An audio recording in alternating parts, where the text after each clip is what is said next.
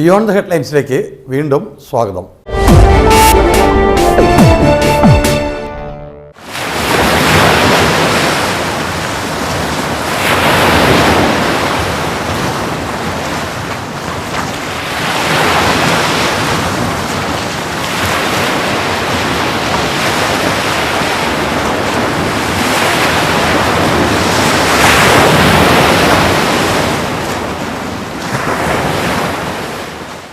അതിതീക്ഷ്ണമായ ഉഷ്ണത്തിന് ശേഷം വേനൽമഴ ആശ്വാസവുമായി എത്തിയെങ്കിലും തീരവാസികൾക്ക് ദുരിതം കൂടുക തന്നെയാണ്. മഴയ്ക്ക് പിന്നാലെ ക്ഷോഭിച്ച അറബിക്കടൽ തെക്കൻ തീരമേഖലകളെ ആകെ ദുരിതത്തിലാക്കി. എല്ലാ വർഷവും മുറതെറ്റാതെ ആവർത്തിക്കുന്ന ഈ ദുരിത ചിത്രങ്ങളാണ് ബിയോണ്ട് ദ ഹെഡ്ലൈൻസിൽ ആദ്യം.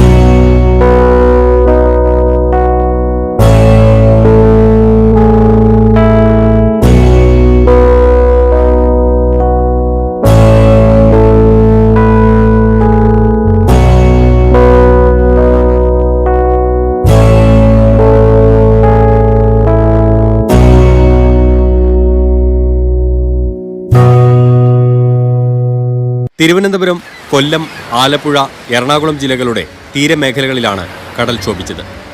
തിരുവനന്തപുരത്ത് വലിയതുറ, ചെറിയതുറ, പെരുമാതുറ, പൊഴിയൂർ മേഖലകളിൽ കടൽക്ഷോഭം കനത്ത നാശമുണ്ടാക്കി. കരയിലേക്ക് കയറിയ കടൽ ജില്ലയിൽ 110 വീടുകൾ തകർത്തു. വലിയതുറയിൽ മാത്രം 30 വീടുകൾ ഇല്ലാതായി. ഇതോടെ ഇവിടുത്തെ മനുഷ്യർക്ക് കിടപ്പാടമില്ലാതായി. എല്ലാ വീടുകളും നഷ്ടപ്പെട്ട്, മൂന്നാമത്തെ വരി വീട് അത്രയും നഷ്ടപ്പെട്ട് ഞങ്ങൾ എവിടെ ചെന്നൊതുങ്ങും? ഞങ്ങൾക്ക് കിടക്കാനായിട്ട് കുടിൽ വേണം. ഇവരെന്താ ചെയ്യുന്നത്? കടൽക്ഷോഭം ഉണ്ടായ നാൾ മുതൽ ഞങ്ങൾ ഇങ്ങനെ ദുരിതങ്ങൾ അനുഭവിച്ചുകൊണ്ടിരിക്കുന്നു. ഞങ്ങൾക്കെന്ന് പറഞ്ഞാൽ ആരുമില്ല. എനിക്കൊരു ഭർത്താവ് ഞാനും മാത്രമേ ഉള്ളൂ. ഒരു മകളെ കെട്ടിച്ചു വിട്ടു. ആ കെട്ടിച്ചു വിട്ടുള്ള വീട്ടിലാണ് ആ മകള്. അതിന് ഞങ്ങളെ നോക്കാൻ പറ്റുമോ? ഇന്ന് ഞങ്ങൾക്ക് ആരും നോക്കാൻ പോലും ഇല്ലാതെ ഞങ്ങളിങ്ങനെ ഈ പൊട്ടിപ്പൊടിഞ്ഞ പെരക്കകത്ത് ഇങ്ങനെ കഴിഞ്ഞു കൂടുന്നു. ഇപ്പം എന്ന് വെച്ചാൽ മൊത്തവും പൂർണ്ണമായിട്ടും തകർന്ന് ഇവിടെ ഒരു ഇറമ്പത്തിട്ട് കഞ്ഞി വെച്ചോണ്ടിരിക്കുവായിരുന്നു ഞാൻ. പൂർണ്ണമായിട്ട് പോയത് ഇപ്പോൾ 2 വീട്, ഭാഗികമായിട്ട് 2 വീട്. അങ്ങോട്ടൊക്കെ വീടുകൾ പറയാൻ പറ്റാത്ത അവസ്ഥയിലാണ്. ഞങ്ങൾ പറയുന്നത് വെച്ചാൽ പോയതിനെ കുറിച്ച് ഞങ്ങൾ വ്യാകുലപ്പെടുന്നില്ല. ഇരിക്കുന്ന വീടുകൾക്ക് ഒരു സംരക്ഷണം കൊടുക്കുക. പൂർണ്ണമായിട്ട് നശിച്ച 3 വീട് നശിച്ചിട്ടുണ്ട് ഇവിടെ. ബാക്കി വീടുകളൊക്കെ ആർക്കും താമസിക്കാൻ പറ്റില്ല. വെള്ളം അകത്തോട്ട് കയറിക്കൊണ്ടിരിക്കുക. ഒരു ലൈൻ വീണാണ് ഇപ്പോൾ മറിഞ്ഞിരിക്കുന്നത്. ഒരു ലൈൻ മുഴുവനും വീട് മറിഞ്ഞിരിക്കുകയാണ്. ഇനി അടുത്ത ലൈൻ വീട് മറിയാൻ വേണ്ടി ഒരുപാട് സമയം വേണ്ട. അതിന് വേണ്ടിയിട്ട് കല്ലിറക്കാൻ വേണ്ടിയിട്ടാണ് ആൾക്കാർ ഇങ്ങനെ കൂടുതൽ പറയുന്നത്. ഈ 2 വീട് ഇടിഞ്ഞു. ഒന്ന് എൻ്റെ അമ്മയുടേത്, ഒന്ന് എൻ്റെത്. ഇതുവരെ വന്ന് ആരും തിരിഞ്ഞു നോക്കിയിട്ടില്ല. ഇവിടെ ഞങ്ങളുടെ വീട് പോയി. ഇനി അടുത്തുള്ളത് 2, 3 വരിയുള്ള വലിയ വലിയ കെട്ടിടങ്ങൾ. ഞങ്ങളുടെ ഒരു വീട് കെട്ടിടമായിരുന്നാലും മറ്റേത് അതിനെയും കാട്ടി വലിയ കെട്ടിടമാണ്. തീരത്തോടടുത്ത ആദ്യ നിര വീടുകളാണ് പൂർണ്ണമായും തകർന്നത്. 2ാം നിര വീടുകളിൽ പകുതിയോളം വെള്ളം കയറി. കടലാക്രമണം രൂക്ഷമായിട്ടും സർക്കാർ സംവിധാനങ്ങൾ ഉണരാൻ വൈകി. ഇത് ജനങ്ങളെ പ്രകോപിതരാക്കുകയും ചെയ്തു. ഇന്നലെ രാവിലെ തുടങ്ങിയതാണ്. എന്നിട്ട് ഒരാളും ഇവിടെ തിരിഞ്ഞു പോലും നോക്കിയില്ല. പക്ഷേ JCB വന്നോന്ന് മാത്രമേ ഞങ്ങൾക്ക് ആഗ്രഹമുള്ളൂ. ഇവിടെ വന്ന് മണ്ണിട്ട് ഇവിടെ തിട്ടൽ വെച്ചുകൊണ്ട് ഞങ്ങൾക്ക് കിഴക്കോട്ട് വെള്ളം വരരുത്. അത്ര മാത്രമേ ഞങ്ങൾക്ക് ആഗ്രഹമുള്ളൂ.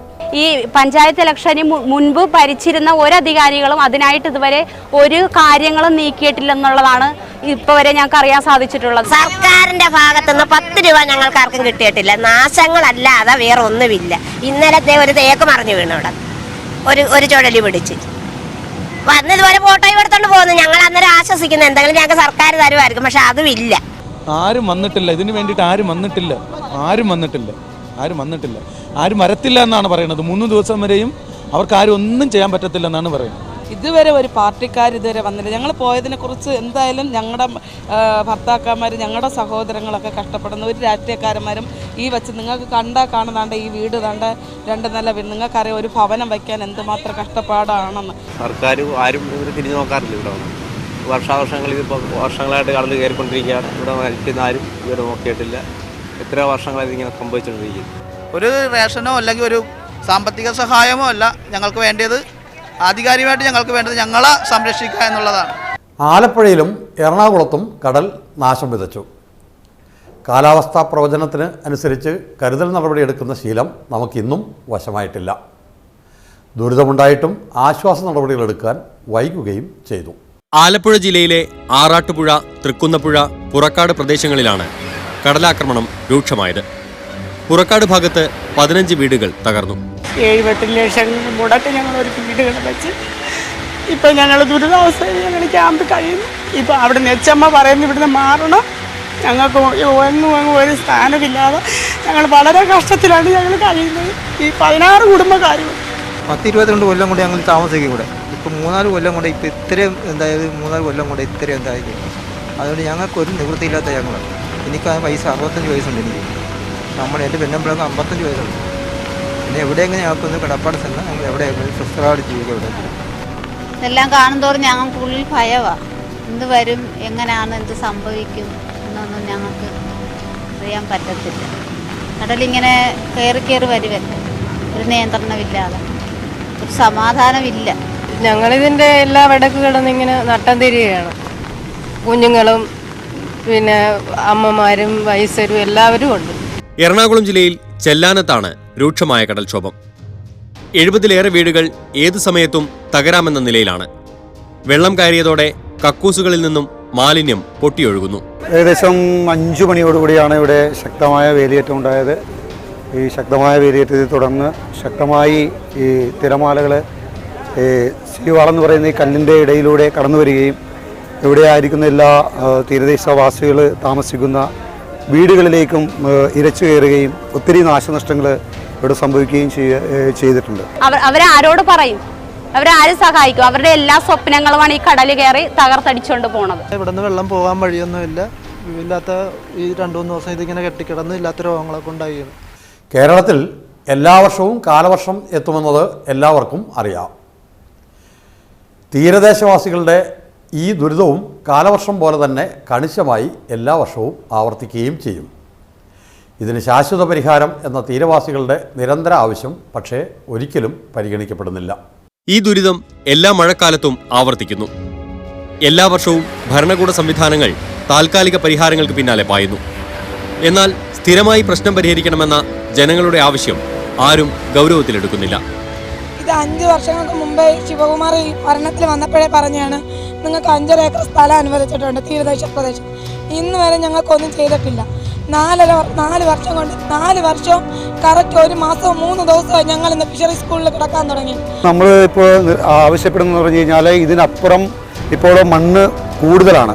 കാരണം മണ്ണ് കൂടുതലായി വെച്ചിരിക്കുന്നതുകൊണ്ട് ഇപ്പുറം താഴ്ചയും അപ്പുറം മണ്ണും കൂടുതലുമാണ്. അപ്പോൾ അതുകൊണ്ട് തന്നെ JCB ഉപയോഗിച്ച് മണ്ണ് വാരി ഈ കല്ലിന് അപ്പുറവും ഇപ്പുറമായിട്ടിട്ടത് കൊണ്ട് അവിടെ ഈ പ്രതിഭാസത്തെ അതിജീവിക്കാനായിട്ട് സാധിക്കുന്നുണ്ട്. ഞങ്ങൾക്ക് ഇവിടെ JCB വന്ന് മണ്ണിട്ട് കടലിൽ നിന്ന് വെള്ളം വന്ന് ഒറ്റ വീട് നശിക്കാൻ പാടില്ല. ഒരുപാട് പാവപ്പെട്ട ജനങ്ങൾ കടലിൽ പോയി കഷ്ടപ്പെട്ടുകൊണ്ട് വന്നാണ് ഈ ഓരോ പേരകളൊക്കെ വെക്കുന്നത്. അതിങ്ങനെ വെള്ളം കയറി എപ്പോഴും നശിച്ചുകൊണ്ട് പോകാനാണെങ്കിൽ അതൊരിക്കലും നടക്കുന്ന സംഭവമല്ല. ഇവരെ ഞങ്ങൾക്ക് ചെയ്യേണ്ടതെന്ന് വെച്ചാൽ കടപ്പുറ തീരത്ത് കല്ലെടുത്ത് ഞങ്ങൾക്ക് ഇതിന് മത്സ്യത്തൊഴിലാളിയൊക്കെ ഏതെങ്കിലും ഒരു ഇത് ഉണ്ടാക്കി തരണം. 3 വർഷം 3 മാസവും ഞങ്ങൾ ജീവിക്കണം. ഞങ്ങൾക്ക് അന്തി ഉറങ്ങാൻ ഇടയില്ല. ഞങ്ങൾ വെള്ളത്തിൽ കിടന്നൊഴിയാണ്.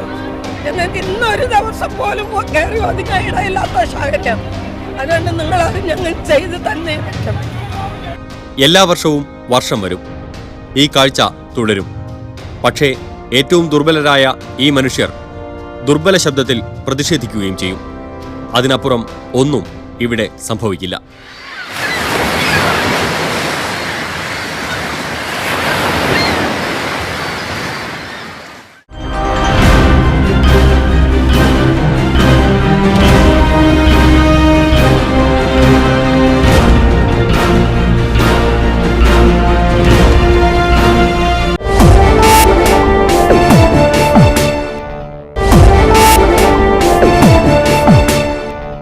സ്ത്രീകൾക്ക് നേരെയുള്ള അതിക്രമങ്ങൾ അന്വേഷിക്കുന്നതിലുള്ള പോലീസിൻ്റെ അലംഭാവവും അനാസ്ഥയും ഡൽഹി കൂട്ടബലാത്സംഗ കേസിൽ വളരെ പ്രകടമായിരുന്നു.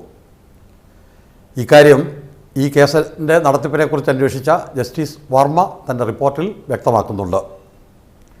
പെരുമ്പാവൂരിലെ ജിഷയുടെ കൊലപാതകം കഴിഞ്ഞ് 20 ദിവസം പിന്നിടുമ്പോഴും പ്രതികളെ കണ്ടെത്താൻ നമ്മുടെ പോലീസ് സംവിധാനത്തിന് കഴിഞ്ഞിട്ടില്ല. ഈ പശ്ചാത്തലത്തിൽ വർമ്മ കമ്മിറ്റിയുടെ പോലീസ് സേനയിലെ പരിഷ്കാര നിർദ്ദേശങ്ങൾക്ക് എന്ത് സംഭവിച്ചു എന്നന്വേഷിക്കുകയാണ് ബിയോണ്ട് ദി ഹെഡ്ലൈൻസ്.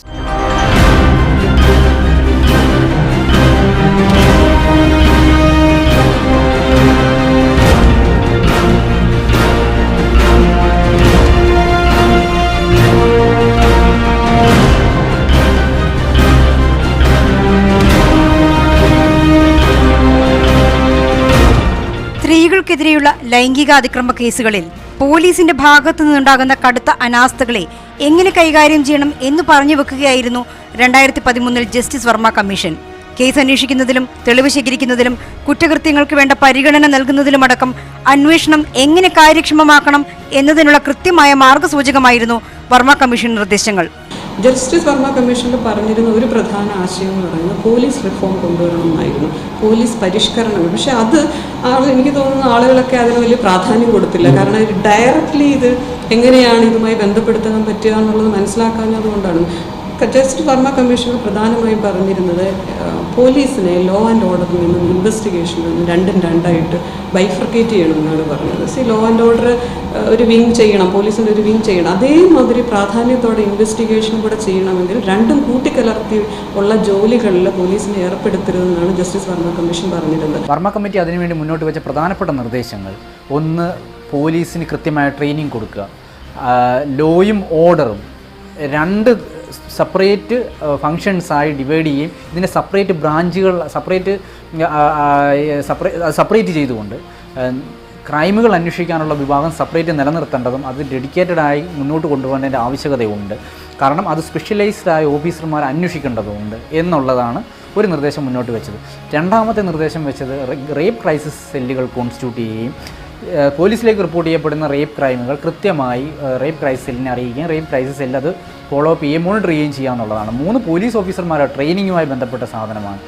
2006 സുപ്രീം കോടതി മുന്നോട്ട് വെച്ച പോലീസ് റിഫോമുമായിട്ട് സുപ്രീം കോടതി മുന്നോട്ട് വെച്ച മാർഗ്ഗനിർദ്ദേശങ്ങൾ കൂടുതൽ അന്വേഷണങ്ങൾ നടത്തി, കൂടുതൽ പഠനങ്ങൾ നടത്തി നടപ്പാക്കിയെടുക്കണമെന്ന് വർമ്മ കമ്മിറ്റി ആവശ്യപ്പെടുകയുണ്ടായി. കാരണം പോലീസിൻ്റെ മേലെയുള്ള പൊളിറ്റിക്കൽ പ്രഷറാണ് പലപ്പോഴും ഇത്തരത്തിലുള്ള ക്രൈമുകൾ, അല്ലെങ്കിൽ മറ്റു സോഷ്യൽ പ്രഷറുകളാണ് ഇത്തരത്തിലുള്ള ക്രൈമുകൾ അന്വേഷിക്കുന്നതെന്ന് പോലീസിനെ പിന്തിരിപ്പിക്കുന്നതെന്നായിരുന്നു വർമ്മ കമ്മിറ്റിയുടെ അഭിപ്രായം.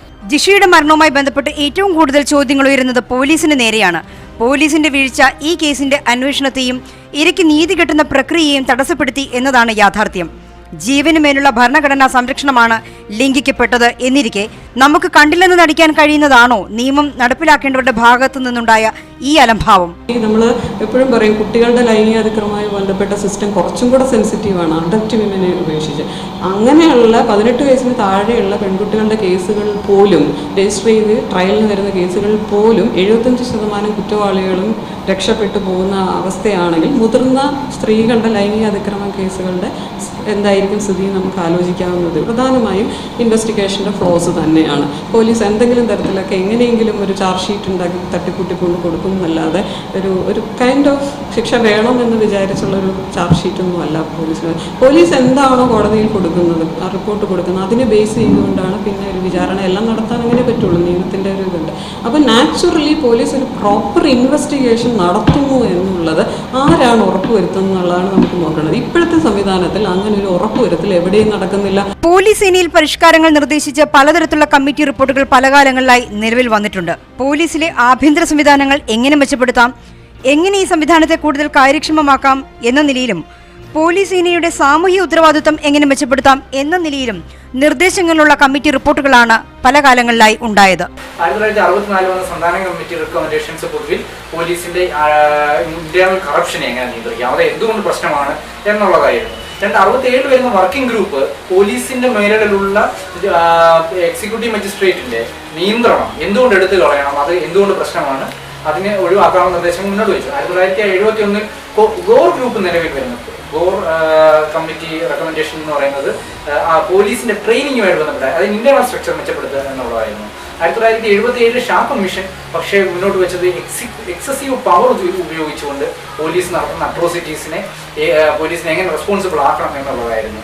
നാഷണൽ പോലീസ് കമ്മീഷൻ 1977-81 കാലഘട്ടത്തിൽ പ്രധാനമായിട്ടും ഫോക്കസ് ചെയ്തത് സിറ്റിസൺസിന്റെ റൈറ്റ് വയലേറ്റ് ചെയ്യുന്നത് ഒരു നിത്യസംഭവമാണെന്നും പോലീസിനെ ആ കാര്യത്തിൽ നിയന്ത്രിക്കേണ്ടത് എങ്ങനെയാണ് എന്നുള്ള അന്വേഷണങ്ങളാണ് അവിടെ നടന്നത്.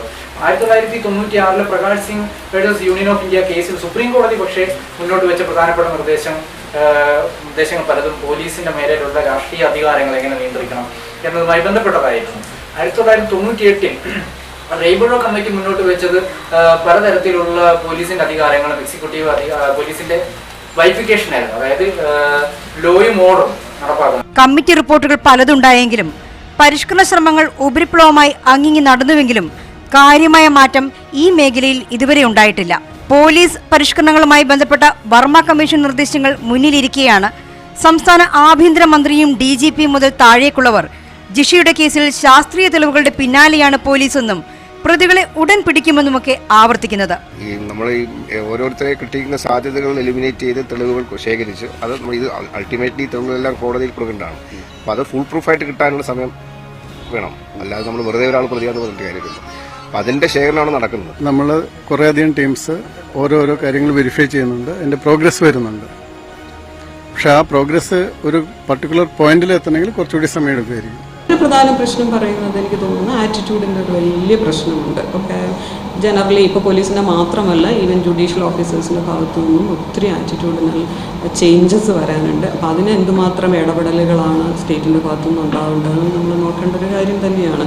പലതും ഈ സ്റ്റാർട്ട് ചെയ്യുന്ന പ്രെമിസസ് തന്നെ ഇത് കള്ളപ്പരാതിയാണ്, ഇപ്പം അങ്ങനെയുള്ള ഒരു പ്രെമിസസിൽ നിന്ന് തന്നെയാണ് തുടങ്ങുന്നത്. ഒരു കൈൻഡ് ഓഫ് ഒരു കാര്യമായ ആറ്റിറ്റ്യൂഡിനൽ ചേഞ്ചസിനുള്ള ഇടപെടലുകൾ ഉണ്ടാകാതെ ശക്തമായ നിയമങ്ങൾ ഉണ്ടാകുന്ന കാര്യമില്ല. കേസുകൾ അന്വേഷിക്കാൻ ശാസ്ത്രീയ പരിശീലനം ലഭിച്ചവർ തന്നെയാണോ ഇത് അന്വേഷിക്കുന്നത്? ക്രിമിനൽ നടപടിച്ചട്ടങ്ങളെക്കുറിച്ചുള്ള കൃത്യമായ ധാരണ പോലീസുകാരിൽ തന്നെ എത്ര പേർക്കുണ്ട്? ആവശ്യത്തിന് നിയമപരിജ്ഞാനമില്ലാത്ത പോലീസുകാരാണോ നമ്മുടെ ജീവനും സ്വത്തും സംരക്ഷിക്കാൻ ചുമതലപ്പെട്ടിരിക്കുന്നത്?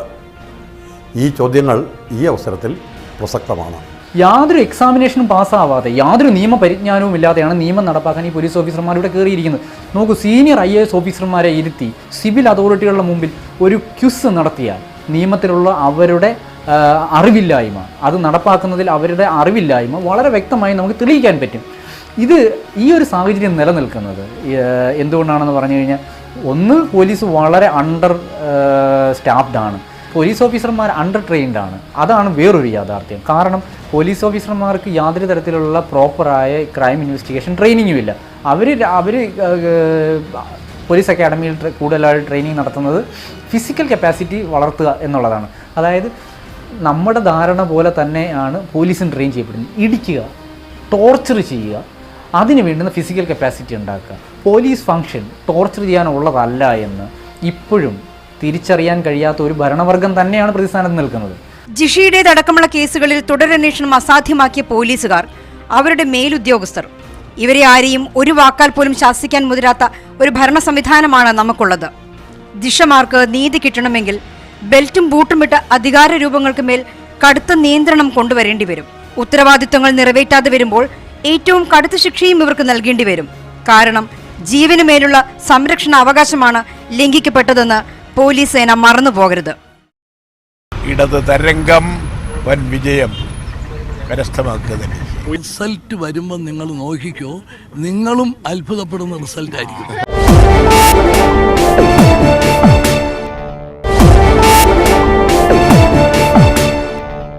2 മാസത്തെ തെരഞ്ഞെടുപ്പ് പ്രവർത്തനങ്ങൾക്ക് വിരാമമിട്ട് വോട്ടെടുപ്പ് കഴിഞ്ഞു.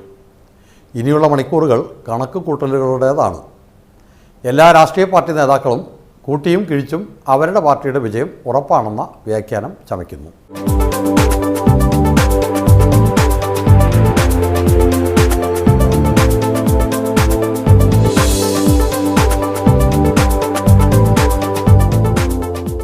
നല്ല തരംഗം ഓരോ പ്രദേശത്തു നിന്നും ജില്ല തോറും താലൂക്ക് തോറും സംസ്ഥാന വ്യാപകമായും ഇടത് തരംഗം വൻ വിജയം കരസ്ഥമാക്കുക തന്നെ. റിസൾട്ട് വരുമ്പോൾ നിങ്ങൾ നോക്കിക്കോ, നിങ്ങളും അത്ഭുതപ്പെടുന്ന റിസൾട്ട് ആയിരിക്കും.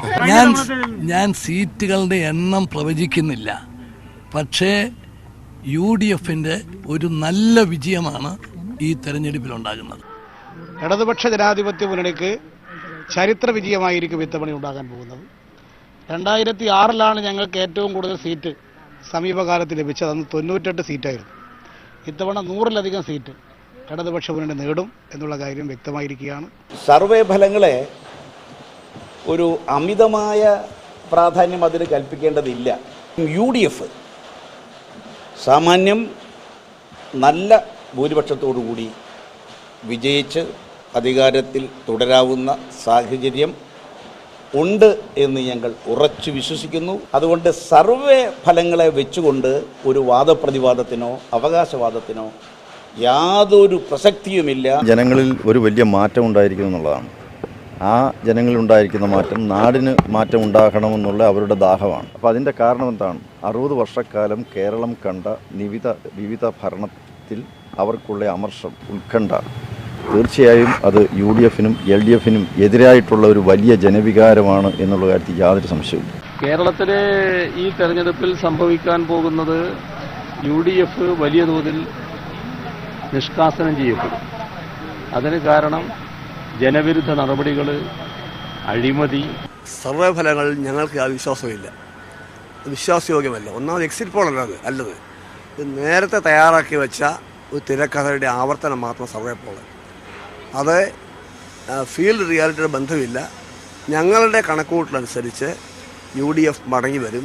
UDF-നെ ഒരു 78+ അവിടുന്ന് മുമ്പോട്ട് പോയാലല്ലാതെ പുറകോട്ട് പോകത്തില്ല. UDF-ന് മുൻതൂക്കം ഉണ്ട് എന്ന് തന്നെയാണ് ഞങ്ങളൊക്കെ പ്രതീക്ഷിക്കുന്നത്. ഈ പ്രാവശ്യം എക്സിറ്റ് പോൾ ശരിയാവും എന്നുള്ളതൊരു വിശ്വാസം മാത്രമാണ്. ബീഹാർ, ഡൽഹി, കേരളം ഈ സംഭവത്തിലൊക്കെ ഉണ്ടായതുപോലെ തന്നെ ഇത്തവണയും എക്സിറ്റ് പോൾ തെറ്റും, UDF വരും എന്നാണ് ഞങ്ങളുടെ വിശ്വാസം. UDF-ന്റെ ഒരു ഏകദേശ കണക്കനുസരിച്ച് ഞങ്ങൾ ഇന്നലെ പോളിംഗ് തുടങ്ങിയ സമയത്ത് പറഞ്ഞ അതേ കാര്യത്തിൽ ഉറച്ചു നിൽക്കുകയാണ്. 75-നും 80-നും മധ്യ സീറ്റ് UDF-ന് ലഭിക്കും. പഴയ കണക്ക് പുസ്തകം കൊണ്ട് നടക്കുന്നവർക്കത് മനസ്സിലാവില്ല. ഇലക്ഷൻ വോട്ടിംഗ് കൗണ്ടിങ് കഴിഞ്ഞാൽ അവർക്ക് ബോധ്യമാവും. അപ്പോൾ അതിന് അടിസ്ഥാന കാരണം ഈ ജനങ്ങളുടെ ഒരു ഉയർത്തെഴുന്നേൽപ്പാണ്. ഒരു തൂക്ക് ഗവൺമെന്റ് ഉണ്ടാവും. അത് ഏത് ഗവൺമെന്റ് വേണമെന്ന് പൂഞ്ഞാറുകാർ തീരുമാനിക്കും. സംശയം വേണം, പൂഞ്ഞാറുകാർ നിശ്ചയിക്കും. ഈ കണക്കുകളിൽ ആരുടെ കണക്കാണ് ശരിയെന്നറിയാൻ നമുക്കും കാത്തിരിക്കാം. കണക്കുകളിലെ ശരിതെറ്റുകളുമായി അടുത്തയാഴ്ച വീണ്ടും കാണാം. നന്ദി, നമസ്കാരം.